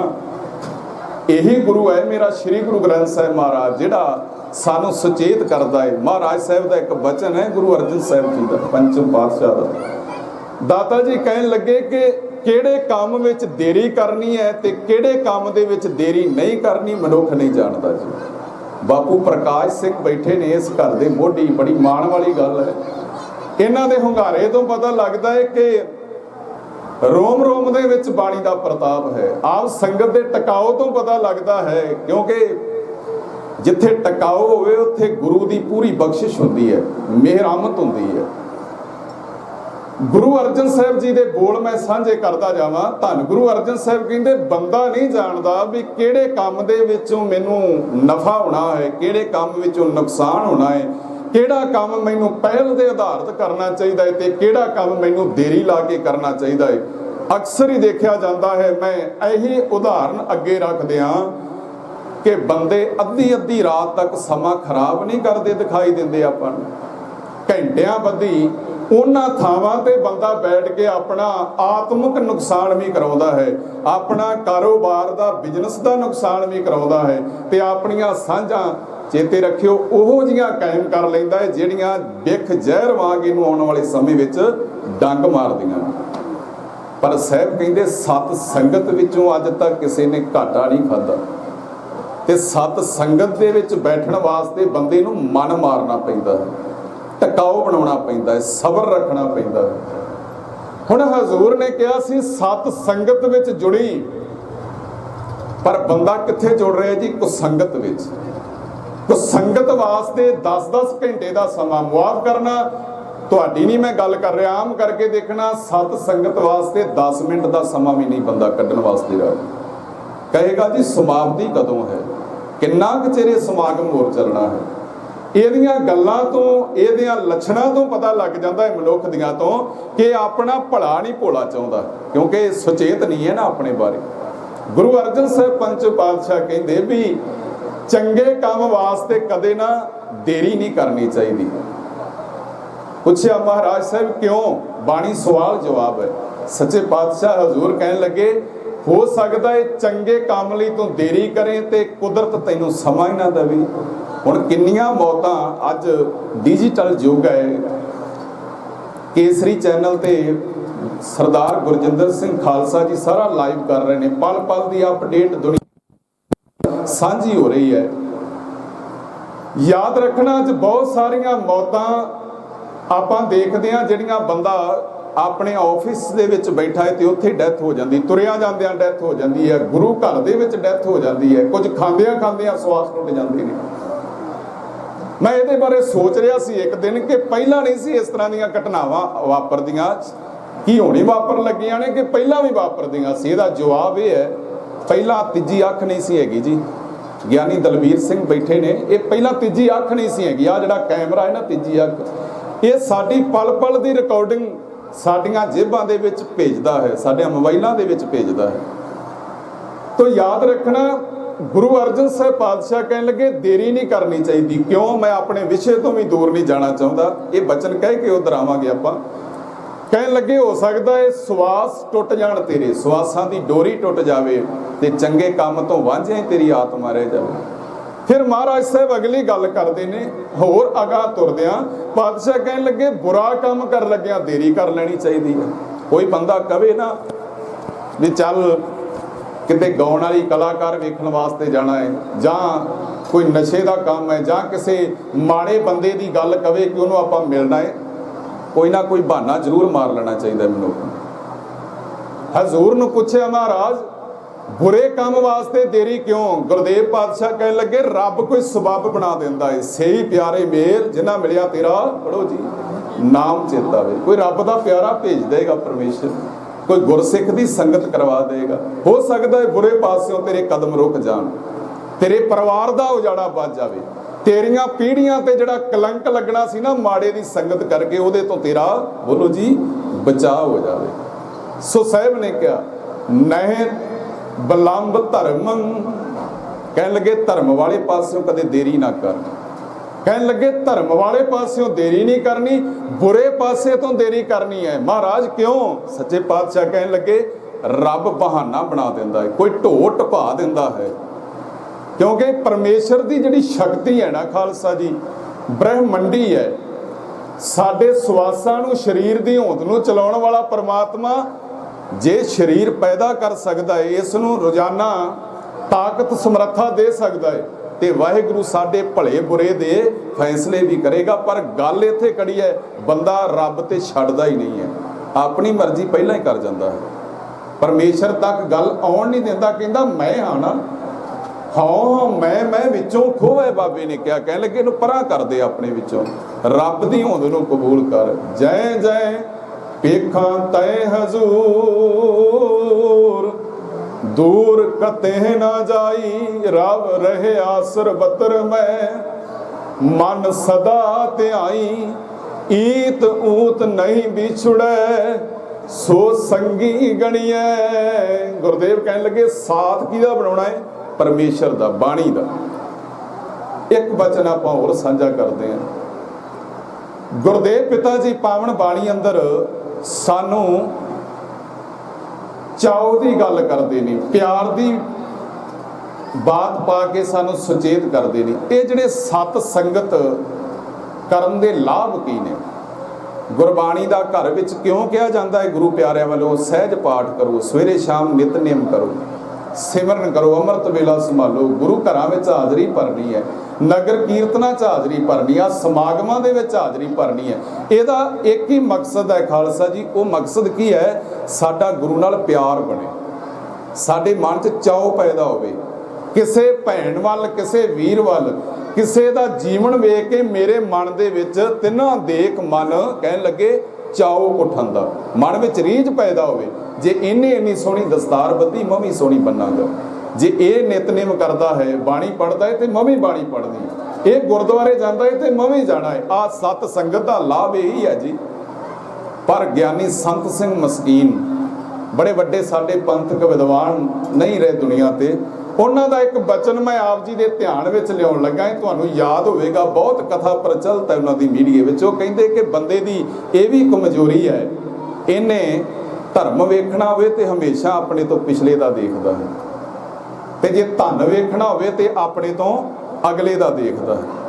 ਜਦੋਂ ਬੰਦਾ ਧਨ ਆਪਣੇ ਤੋਂ ਅਗਲੇ ਦਾ ਦੇਖਦਾ ਹੈ ਨਾ, ਮਨ ਬੇਸਬਰਾ ਹੋ ਜਾਂਦਾ ਹੈ, ਸੰਤੋਖ ਗਵਾ ਜਾਂਦਾ ਹੈ, ਟੁੱਟ ਜਾਂਦਾ ਹੈ ਸਬਰ। ਫਿਰ ਆਪਣੇ ਧੀਆਂ ਪੁੱਤਰਾਂ ਦੀਆਂ ਸੌਦੇਬਾਜ਼ੀਆਂ ਕਰਨ ਲੱਗ ਪੈਂਦਾ ਹੈ। ਗੁਰੂ ਗ੍ਰੰਥ ਸਾਹਿਬ ਦੀ ਹਜ਼ੂਰੀ ਵਿੱਚ ਕਹੇਗਾ ਵੀ ਇੰਨੇ ਕਿੱਲੇ ਨੇ, ਆਹ ਮੇਰਾ ਮੁੰਡਾ ਹੈ, ਦੱਸੋ ਇਹਦੇ ਇਵਜ਼ ਦੇ ਵਿੱਚ ਕੀ ਮੁੱਲ ਪਾਉਂਗੇ? ਇਹ ਮੁੱਲ ਪਾਉਣਾ ਹੈ ਜੀ। ਆਈਲੈਟਸ ਵੀ ਇੱਕ ਦਾਜ ਹੀ ਹੈ ਕਿ ਅਸੀਂ 25 ਲੱਖ 20 ਲੱਖ ਲਾ ਦਿੰਨੇ ਆ, ਹੁਣ ਤਾਂ ਥੋੜਾ ਜਿਹਾ ਰੋਕ ਪਈ ਹੈ, ਲਾ ਦਿੰਨੇ ਆ, ਦੱਸੋ ਸਾਡਾ ਕੋੜਮਾ ਕਿੰਨਾ ਲੈ ਕੇ ਜਾਓਗੇ ਬਾਹਰ? ਸੌਦੇਬਾਜ਼ੀ ਹੈ। ਇਹ ਗੱਲਾਂ ਕੌਣ ਕਰਦੇ ਨੇ? ਜਿਨ੍ਹਾਂ ਦਾ ਮਿਸ਼ਨ ਮਕਸਦ ਧਰਮ ਨਹੀਂ ਹੁੰਦਾ, ਮਾਇਆ ਹੁੰਦੀ ਹੈ, ਯਾਦ ਰੱਖਣਾ। ਤੇ ਗਿਆਨੀ ਸੰਤ ਸਿੰਘ ਮਸਕੀਨ ਦਾ ਬਚਨ ਹੈ, ਉਹ ਕਹਿਣ ਲੱਗੇ ਕਿ ਬੰਦਾ ਧਰਮ ਆਪਣੇ ਤੋਂ ਪਿਛਲੇ ਦਾ ਦੇਖੇਗਾ, ਕਹੇਗਾ ਜੀ ਫਲਾਣਾ ਸਿੰਘ ਅੰਮ੍ਰਿਤ ਛਕਿਆ ਸੀ, ਗੁਰਦੁਆਰੇ ਜਾਂਦਾ ਸੀ, ਅੱਜ ਉਹਦਾ ਅੰਮ੍ਰਿਤ ਕਿੱਥੇ ਹੈ, ਗੁਰਦੁਆਰਾ ਕਿੱਥੇ ਹੈ? ਫਲਾਣਾ ਕਿਹੜਾ ਅੰਮ੍ਰਿਤ ਵੇਲੇ ਉੱਠਦਾ ਹੈ, ਫਲਾਣਾ ਕਿਹੜਾ ਨਿਤਨੇਮ ਕਰਦਾ ਹੈ?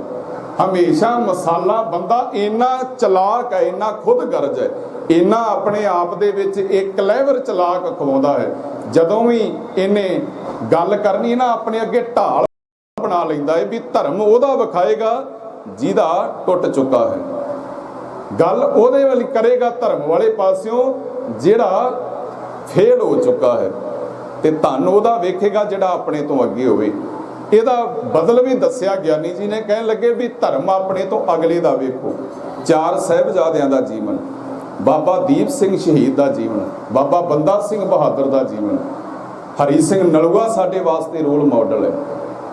ਅੱਜ ਦੇ ਮੌਜੂਦਾ ਹਾਲਾਤਾਂ ਦੇ ਵਿੱਚ ਭਾਈ ਜਗਤਾਰ ਸਿੰਘ ਹਵਾਰੇ ਵਰਗੇ ਜਿਨ੍ਹਾਂ ਨੇ ਆਪਣਾ ਰੋਮ ਕੌਮ ਨੂੰ ਸਮਰਪਿਤ ਕੀਤਾ ਹੋਇਆ ਹੈ, ਕਿਉਂਕਿ ਮਨ ਵਿੱਚ ਚਾਉ ਪੈਦਾ ਹੋਵੇ, ਪਿਆਰ ਪੈਦਾ ਹੋਵੇ, ਤੇ ਧਰਮ ਆਪਣੇ ਤੋਂ ਅਗਲੇ ਦਾ ਦੇਖੇ ਬੰਦਾ ਕਾਮਯਾਬ ਹੋਵੇਗਾ, ਸੁੱਖ ਪ੍ਰਾਪਤ ਕਰੇਗਾ, ਆਨੰਦ ਦੀ ਜ਼ਿੰਦਗੀ ਜੀਵੇਗਾ। ਤੇ ਧਨ ਆਪਣੇ ਤੋਂ ਪਿਛਲੇ ਦਾ ਦੇਖ ਲਵੇ ਕਿ ਕੋਈ ਗੱਲ ਨਹੀਂ, ਮੇਰੇ ਕੋਲ 2 ਕਿੱਲੇ ਨੇ, 4 ਕਿੱਲੇ ਨੇ, ਪਰ ਉਹ ਵੀ ਤਾਂ ਹੈ ਜਿਹੜਾ ਵਿਚਾਰਾ 300 ਰੁਪਈਆ ਕਮਾ ਕੇ ਸ਼ਾਮ ਨੂੰ ਘਰ ਆ ਰਿਹਾ ਹੈ, ਉਹ ਵੀ ਤਾਂ ਹੈ ਜਿਹੜਾ ਦਿਹਾੜੀ ਲਾ ਕੇ ਆ ਰਿਹਾ, ਰਿਕਸ਼ਾ ਚਲਾ ਕੇ ਆ ਰਿਹਾ। ਰੱਬ ਦਾ ਪਿਆਰ ਪੈਦਾ ਹੋਵੇਗਾ ਸੀਨੇ ਵਿੱਚ, ਸ਼ੁਕਰਾਨੇ ਨਾਲ ਮਨ ਭਰ ਜਾਵੇਗਾ। ਇਹ ਗੱਲਾਂ ਕੌਣ ਦੱਸਦਾ ਹੈ ਸਾਨੂੰ? ਖਾਲਸਾ ਜੀ, ਸਾਡਾ ਧੰਨ ਸ਼੍ਰੀ ਗੁਰੂ ਗ੍ਰੰਥ ਸਾਹਿਬ ਮਹਾਰਾਜ ਦੱਸਦਾ ਹੈ, ਸਮਰੱਥ ਗੁਰੂ ਦੱਸਦਾ ਹੈ। ਸਮਰੱਥ ਗੁਰੂ ਸਿਰ ਹੱਥ ਧਰਿਓ, ਗੁਰ ਕੀਨੀ ਕਿਰਪਾ ਹਰ ਨਾਮ ਦਿਓ, ਜਿਸ ਦੇਖ ਚਰਨ ਅਗਨ ਹਰਿਓ। ਸਮਰੱਥ ਗੁਰੂ ਨੇ ਸ਼੍ਰੀ ਗੁਰੂ ਗ੍ਰੰਥ ਸਾਹਿਬ ਮਹਾਰਾਜ। ਯਾਦ ਰੱਖਣਾ, ਅੱਜ 1 ਅਪ੍ਰੈਲ ਹੈ, ਆਉਣ ਵਾਲੇ 1 ਮਹੀਨੇ ਨੂੰ 1 ਮਈ ਨੂੰ 9ਵੇਂ ਪਾਤਸ਼ਾਹ ਤੇਗ ਬਹਾਦਰ ਸਿਮਰਿਐ, ਘਰ ਨੌ ਨਿਧ ਆਵੈ ਤਾਏ। ਗੁਰੂ ਤੇਗ ਬਹਾਦਰ ਸਾਹਿਬ ਜੀ ਦਾ 400 ਸਾਲਾ ਪ੍ਰਕਾਸ਼ ਪੁਰਬ ਦੁਨੀਆ ਭਰ ਦੇ ਵਿੱਚ ਮਨਾਇਆ ਜਾ ਰਿਹਾ ਹੈ। ਪੱਕਾ ਗੁਰੂ ਕੀ ਹੁੰਦਾ ਹੈ, ਮੈਂ ਆਪ ਜੀ ਨਾਲ ਇੱਕ ਘਟਨਾ ਸਾਂਝੀ ਕਰਾਂਗਾ।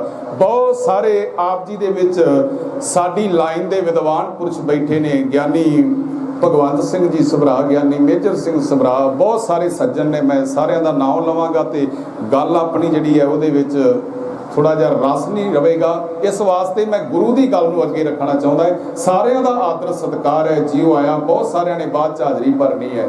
ਯਾਦ ਰੱਖਣਾ, ਤੇਗ ਬਹਾਦਰ ਸਿਮਰਿਐ, ਘਰ ਨੌ ਨਿਧ ਆਵੈ ਤਾਏ। ਮੈਂ ਹਜ਼ੂਰ ਦੇ ਪਾਵਨ ਜੀਵਨ ਵਿੱਚੋਂ ਇੱਕ ਘਟਨਾ ਦਾ ਜ਼ਿਕਰ ਕਰਕੇ ਖਿਮਾ ਮੰਗ ਲੈਣੀ ਹੈ।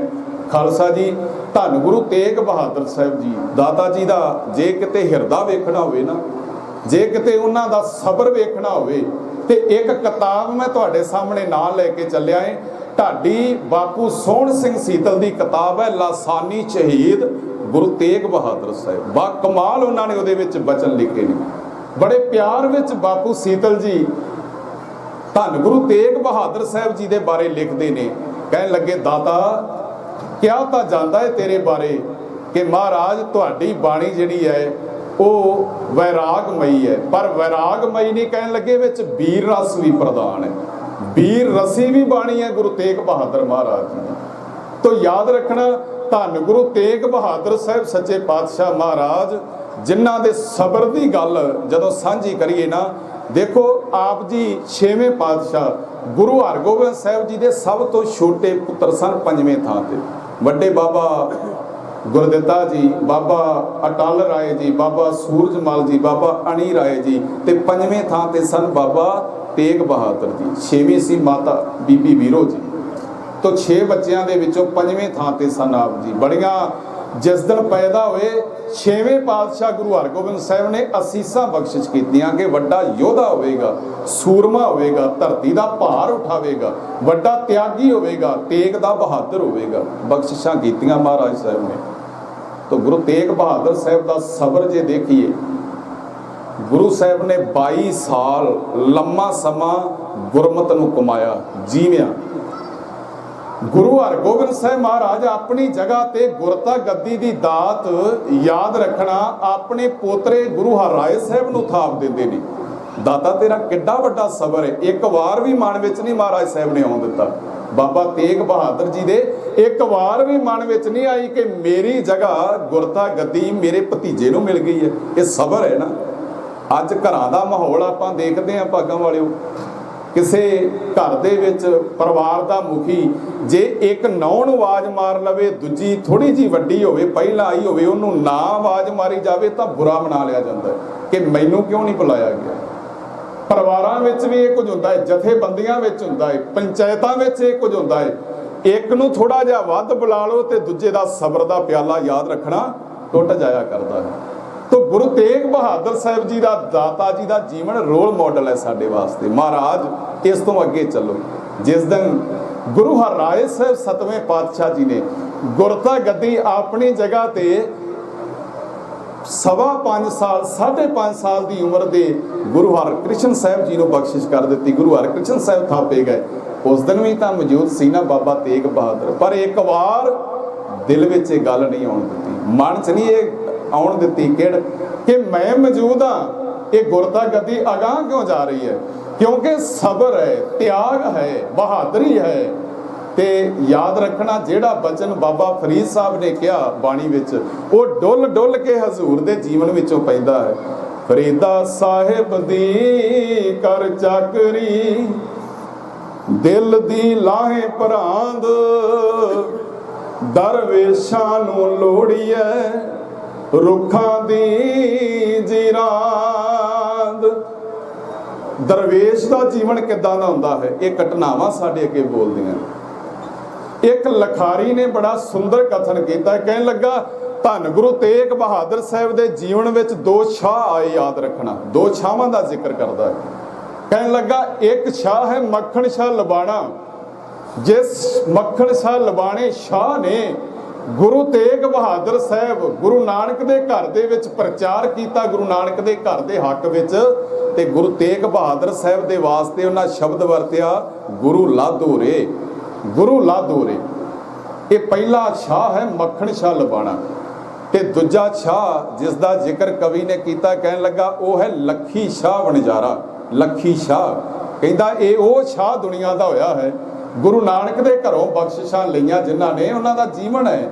ਕਹਿਣ ਲੱਗੇ ਲੱਖੀ ਸ਼ਾਹ, ਇਸ ਸ਼ਾਹ ਨੇ ਗੁਰੂ ਤੇਗ ਬਹਾਦਰ ਸਾਹਿਬ ਜੀ ਦੇ ਵਾਸਤੇ ਇਹ ਸੇਵਾ ਨਿਭਾਈ ਕਿ ਗੁਰੂ ਸੱਚੇ ਪਾਤਸ਼ਾਹ ਦਾ ਸਰੀਰ ਆਪਣੇ ਘਰ ਵਿੱਚ ਰੱਖ ਕੇ ਘਰ ਨੂੰ ਅੱਗ ਲਾ ਦਿੱਤੀ। ਅੱਜ ਦੁਨੀਆ ਉਸ ਜਗ੍ਹਾ ਤੇ ਸਿਰਜਦਾ ਕਰਦੀ, ਉਹਦਾ ਨਾਮ ਹੈ ਗੁਰਦੁਆਰਾ ਰਕਾਬਗੰਜ ਸਾਹਿਬ। ਤੇ ਉਹ ਕਵੀ ਲਿਖਦਾ ਹੈ, ਇੱਕ ਸ਼ਾਹ ਸ਼ਾਹਾਂ ਦੇ ਸ਼ਾਹ ਨੇ, ਇੱਕ ਸ਼ਾਹ ਸ਼ਾਹਾਂ ਦੇ ਸ਼ਾਹ ਨੂੰ ਦੁਨੀਆ ਅੰਦਰ ਇੰਜ ਪ੍ਰਗਟਾਇਆ। ਕਹਿੰਦਾ ਇੱਕ ਸ਼ਾਹ ਆਇਆ ਗੁਰੂ ਤੇਗ ਬਹਾਦਰ ਸਾਹਿਬ ਦੇ ਜੀਵਨ 'ਚ, ਉਹਨੇ ਗੁਰਦੇਵ ਨੂੰ ਇੰਜ ਪ੍ਰਗਟ ਕੀਤਾ ਦੁਨੀਆ ਵਿੱਚ, ਇੰਜ ਪ੍ਰਗਟਾਇਆ ਭਾਵ ਪ੍ਰਚਾਰ ਕੀਤਾ। ਪ੍ਰਗਟ ਤਾਂ ਗੁਰੂ ਆਪਣੇ ਆਪ ਸਨ। ਇੱਕ ਸ਼ਾਹ ਸ਼ਾਹਾਂ ਦੇ ਸ਼ਾਹ ਨੂੰ ਦੁਨੀਆ ਅੰਦਰ ਇੰਜ ਪ੍ਰਗਟਾਇਆ, ਗੁਰੂ ਲਾਧੋਰੇ, ਗੁਰੂ ਲਾਧੋਰੇ ਕੋਠੇ ਚੜ ਉਸ ਰੌਲਾ ਪਾਇਆ। ਇਹ ਮੱਖਣ ਸ਼ਾਹ ਦੀ ਗੱਲ ਹੈ। ਫਿਰ ਅਗਲੀ ਗੱਲ ਕਰਦਾ, ਇੱਕ ਸ਼ਾਹ ਸ਼ਾਹਾਂ ਦੇ ਸ਼ਾਹ ਨੂੰ ਘਰ ਦੇ ਅੰਦਰ ਇੰਜ ਲੁਕਾਇਆ, ਉਸ ਵੀ ਆਪਣਾ ਫਰਜ਼ ਨਿਭਾਇਆ, ਉਸ ਵੀ ਆਪਣਾ ਫਰਜ਼ ਨਿਭਾਇਆ। ਕਹਿੰਦਾ ਦੋਨਾਂ ਨੇ ਆਪਣਾ ਫਰਜ਼ ਨਿਭਾਇਆ। ਪਰ ਸਵਾਲ ਪੈਦਾ ਹੁੰਦਾ ਹੈ ਖਾਲਸਾ ਜੀ, ਕਿ ਸਿੱਖ ਆਪਣਾ ਫਰਜ਼, ਅੱਜ ਵਾਲਾ ਸਿੱਖ ਆਪਣਾ ਫਰਜ਼ ਨਿਭਾ ਰਿਹਾ ਹੈ? ਅੱਜ ਲੋੜ ਇਸ ਗੱਲ ਦੀ ਹੈ, ਮੈਂ ਬੇਨਤੀ ਕਰਦਾ ਜਾਵਾਂ ਕਿ ਦ੍ਰਿੜਤਾ ਹੋਵੇ ਤੇ ਭਾਈ ਮੱਖਣ ਸ਼ਾਹ ਲਬਾਣੇ ਵਰਗੀ ਸਾਡੇ ਅੰਦਰ ਹੋਣੀ ਚਾਹੀਦੀ ਹੈ। ਦ੍ਰਿੜਤਾ ਹੋਵੇ ਤੇ ਭਾਈ ਲੱਖੀ ਸ਼ਾਹ ਵਣਜਾਰੇ ਵਰਗੀ ਸਾਡੇ ਜੀਵਨ 'ਚ ਹੋਣੀ ਚਾਹੀਦੀ ਹੈ। ਦੁਨੀਆ ਬੇਸ਼ੱਕ ਕਹਿ ਦਵੇ ਵੀ ਫਲਾਣੇ ਥਾਂ ਤੇ ਵੀ ਜਾਈਏ ਤਾਂ ਬੜਾ ਕੁਝ ਹੈ, ਉੱਥੇ ਵੀ ਜਾਇਆ ਹੀ ਪਤਾ ਲੱਗਦਾ ਹੈ, ਪਰ ਸਿੱਖ ਇਹ ਗੱਲ ਕਹੇ ਨਹੀਂ ਨਾ, ਮੇਰੇ ਗੁਰੂ ਨੇ ਕਹਿ ਦਿੱਤਾ, ਸਭ ਸਿੱਖਣ ਕੋ ਹੁਕਮ ਹੈ ਗੁਰੂ ਮਾਨਿਓ ਗ੍ਰੰਥ। ਕਹਿੰਦੇ ਵੀ ਮੇਰੇ ਗੁਰੂ ਤੋਂ ਬਿਨਾਂ ਹੋਰ ਕੋਈ ਉੱਚਾ ਸੁੱਚਾ ਨਹੀਂ ਹੈ। ਗੁਰੂ ਨਾਨਕ ਸਾਹਿਬ ਦੇ ਬਾਰੇ ਤਾਂ ਹੀ ਕਿਹਾ ਮਹਾਰਾਜ ਸਾਹਿਬ ਨੇ, ਸਭ ਤੇ ਵੱਡਾ ਸਤਿਗੁਰ ਨਾਨਕ ਜਿਨ ਕਲ ਰਾਖੀ ਮੇਰੀ। ਕਹਿਣ ਲੱਗੇ ਗੁਰੂ ਨਾਨਕ ਸਾਹਿਬ ਜੀ ਦੀ ਹਸਤੀ ਦੁਨੀਆ ਦੇ ਅੰਦਰ ਸਭ ਤੋਂ ਉੱਚੀ ਸੁੱਚੀ ਹੈ। ਕਿਉਂ ਉੱਚੀ ਸੁੱਚੀ ਹੈ? ਸਿਧਾਂਤਾਂ ਕਰਕੇ।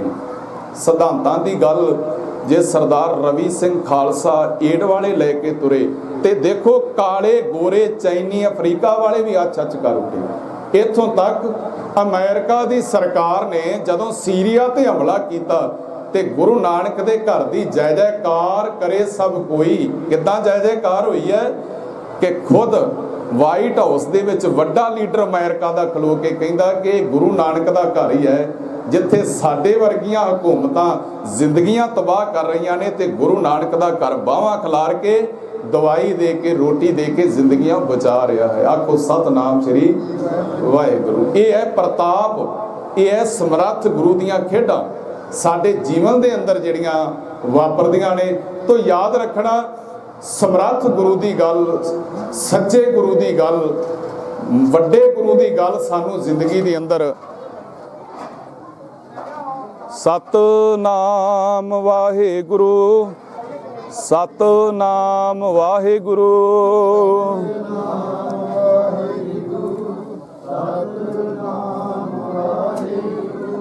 ਸਤਨਾਮ ਵਾਹਿਗੁਰੂ ਜੀ, ਸਤਨਾਮ ਵਾਹਿਗੁਰੂ, ਸਤਨਾਮ ਵਾਹਿਗੁਰੂ, ਸਤਨਾਮ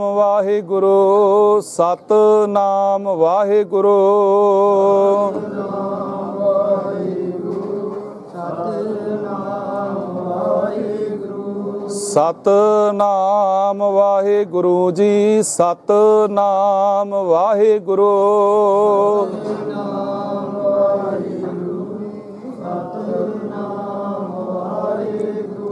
ਸਤਨਾਮ ਵਾਹਿਗੁਰੂ, ਸਤਨਾਮ ਵਾਹਿਗੁਰੂ।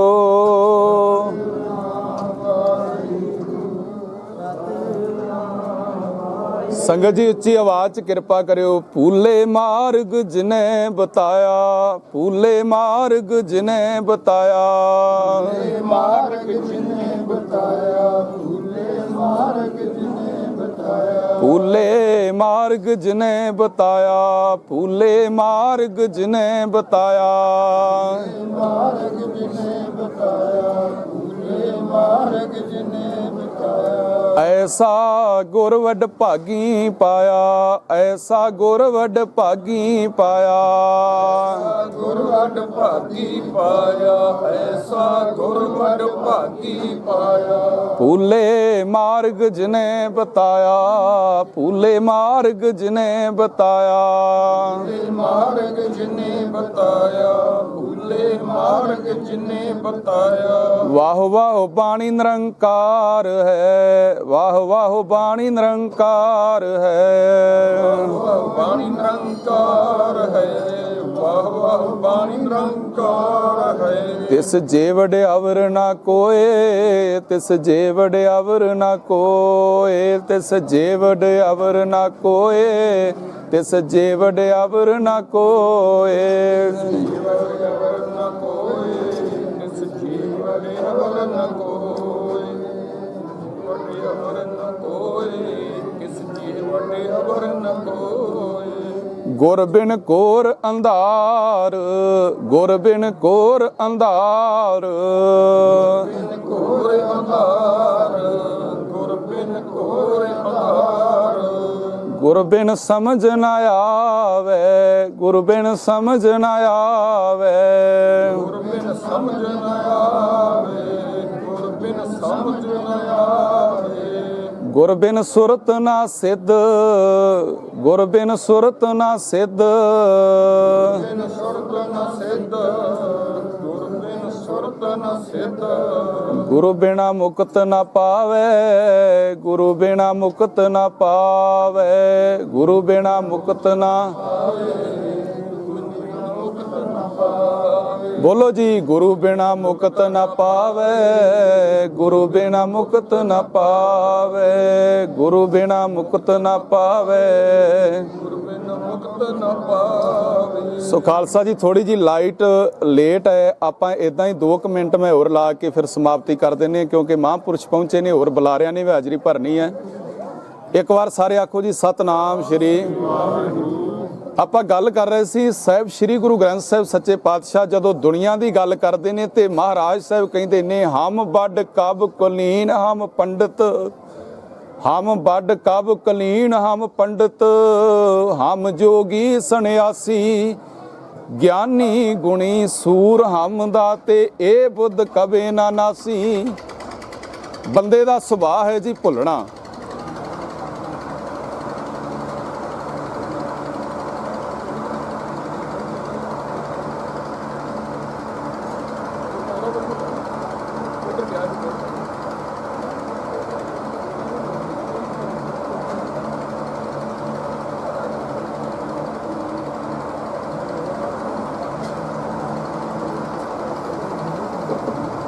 ਵਾਹਿਗੁਰੂ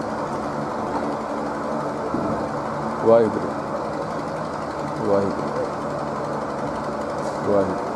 ਵਾਹਿਗੁਰੂ ਵਾਹਿਗੁਰੂ ਵਾਹਿਗੁਰੂ ਵਾਹਿਗੁਰੂ ਜੀ ਵਾਹਿਗੁਰੂ ਵਾਹਿਗੁਰੂ। ਸਾਰੀ ਸੰਗਤ ਆਖੋ ਜੀ ਸਤਨਾਮ ਸ਼੍ਰੀ ਵਾਹਿਗੁਰੂ। ਮੇਰੇ ਦਾਤਾ ਸਾਹਿਬ ਸ੍ਰੀ ਗੁਰੂ ਗ੍ਰੰਥ ਸਾਹਿਬ ਮਹਾਰਾਜ ਜੀ ਬਖਸ਼ਿਸ਼ ਕਰਦੇ ਨੇ, ਕਹਿਣ ਲੱਗੇ ਹਮ ਵੱਡ ਕਾਬੂ ਕੁਲੀਨ ਹਮ ਪੰਡਿਤ, ਹਮ ਜੋਗੀ ਸੰਨਿਆਸੀ, ਗਿਆਨੀ ਗੁਣੀ ਸੂਰ ਹਮ ਦਾਤੇ, ਇਹ ਬੁੱਧ ਕਬੇ ਨਾ ਨਾਸੀ। ਇਹ ਸਤਿਗੁਰ ਨੇ ਦੁਨੀਆ ਦੀ ਬੁੱਧੀ ਦੀ ਗੱਲ ਕੀਤੀ ਹੈ, ਸੁਭਾਅ ਦੀ ਗੱਲ ਕੀਤੀ ਹੈ ਕਿ ਜਦੋਂ ਮਨੁੱਖ ਕੁਰਾਏ ਪੈ ਜਾਂਦਾ ਹੈ ਤੇ ਮਨੁੱਖ ਕਰਦਾ ਕੀ ਹੈ, ਗੁਰੂ ਨੂੰ ਪਿੱਛੇ ਕਰਦਾ ਹੈ, ਆਪਣੇ ਆਪ ਨੂੰ ਅੱਗੇ ਰੱਖਦਾ ਹੈ। ਸੱਚੇ ਪਾਤਸ਼ਾਹ ਨੇ ਕਿਹਾ ਜ਼ਿੰਦਗੀ ਅੰਦਰ ਰਸ ਉਹਨਾਂ ਦੇ ਪੈਦਾ ਹੁੰਦਾ ਹੈ, ਚੇਤੇ ਰੱਖਿਓ, ਜਿਹੜੇ ਗੁਰੂ ਨੂੰ ਆਪਣੇ ਤੇ ਅੱਗੇ ਰੱਖਦੇ ਨੇ, ਗੁਰੂ ਨੂੰ ਵਡਿਆਈ ਦਿੰਦੇ ਨੇ। ਗੁਰੂ ਨੂੰ ਵਡਿਆਈ ਦੇਣੀ ਕੀ ਹੈ? ਬਾਣੀ ਦਾ ਸਤਿਕਾਰ ਕਰਨਾ।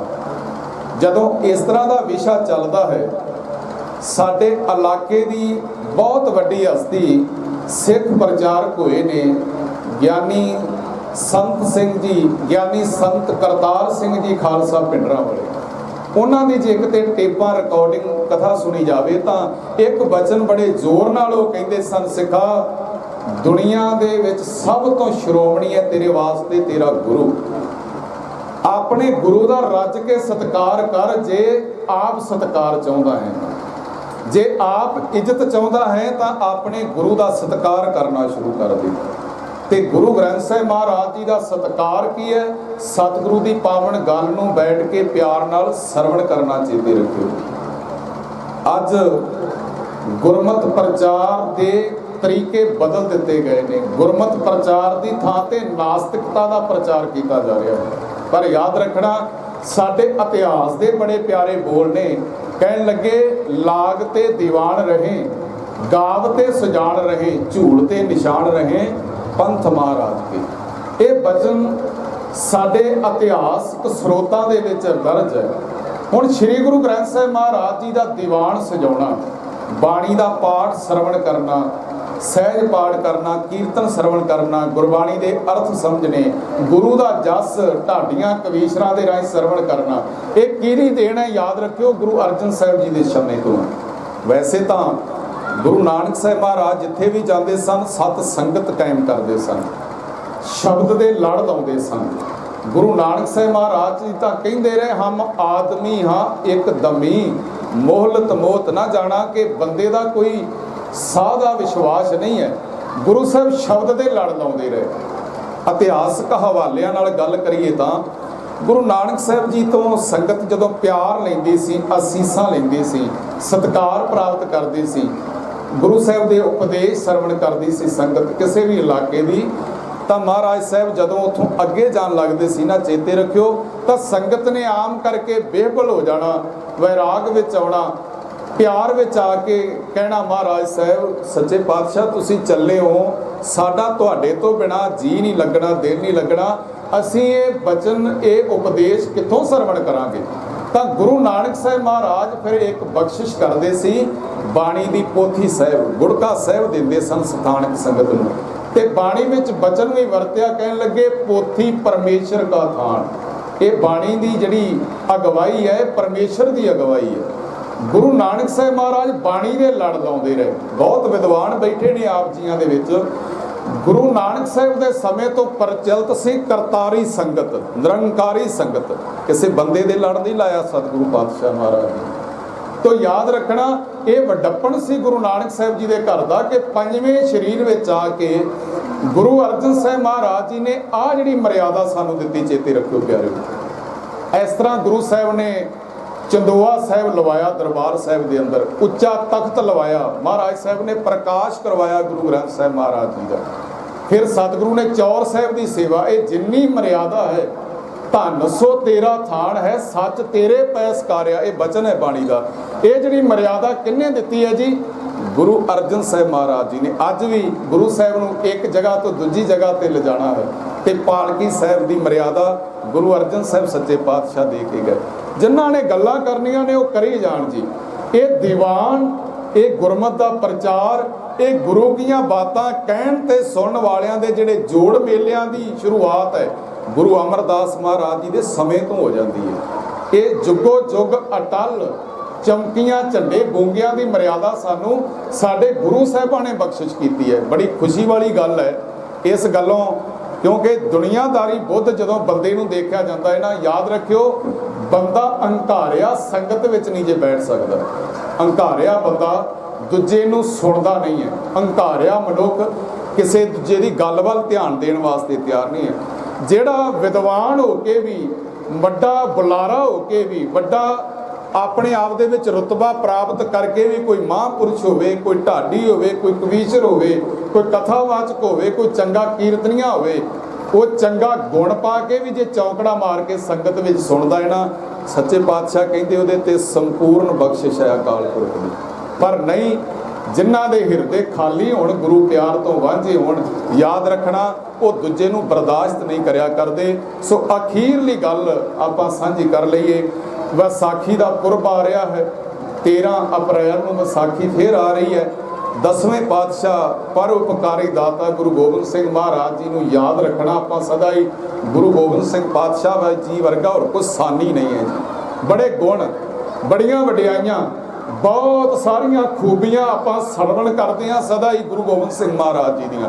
ਪਰ ਇੱਕ ਖੂਬੀ ਦਾ ਜ਼ਿਕਰ ਇੱਕ ਵਿਦਵਾਨ ਨੇ ਬੜੇ ਪਿਆਰਿਆਂ ਸ਼ਬਦਾਂ ਵਿੱਚ ਕੀਤਾ। ਕਹਿਣ ਲੱਗਾ, ਦਾਦਾ ਆਪੇ ਗੁਰ ਚੇਲਾ ਦਾ ਸ਼ਬਦ ਜਦੋਂ ਸਰਵਣ ਕਰੀਦਾ ਹੈ ਨਾ, ਤੇ ਤੇਰੇ ਵਰਗਾ ਮਹਾਰਾਜ ਚੇਲਾ ਵੀ ਦੁਨੀਆ ਵਿੱਚ ਕੋਈ ਨਹੀਂ ਹੈ।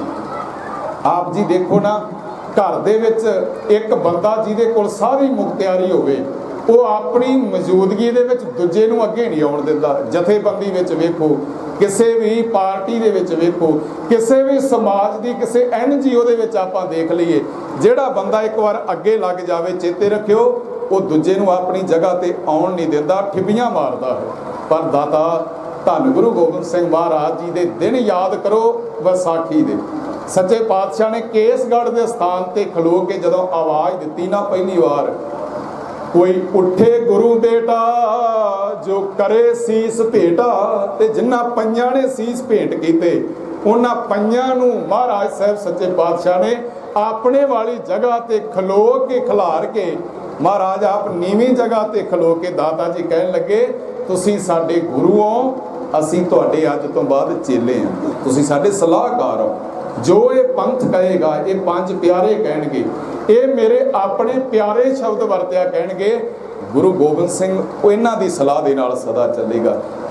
ਇਹ ਹੈ ਆਪੇ ਗੁਰ ਚੇਲੇ ਦਾ ਸਿਧਾਂਤ। ਸਿੱਖ ਦੇ ਅੰਦਰ ਮਹਾਰਾਜ ਜੀ ਇਹ ਗੁਣ ਬਖਸ਼ਿਸ਼ ਕਰਦੇ ਨੇ, ਇਹ ਵਡਿਆਈ ਬਖਸ਼ਿਸ਼ ਕਰਦੇ ਨੇ, ਕਿਉਂਕਿ ਨਿਮਰਤਾ ਵੀ ਸਿੱਖ ਵਰਗੀ ਨਹੀਂ ਕਿਤੇ ਦੇਖੀ ਗਈ, ਪਿਆਰ ਵੀ ਸਿੱਖ ਵਰਗਾ ਕਿਤੇ ਨਹੀਂ ਦੇਖੇ ਗਿਆ। ਜਿਨ ਪ੍ਰੇਮ ਕੀਓ ਤਿੰਨ ਹੀ ਪ੍ਰਭ ਪਾਇਓ।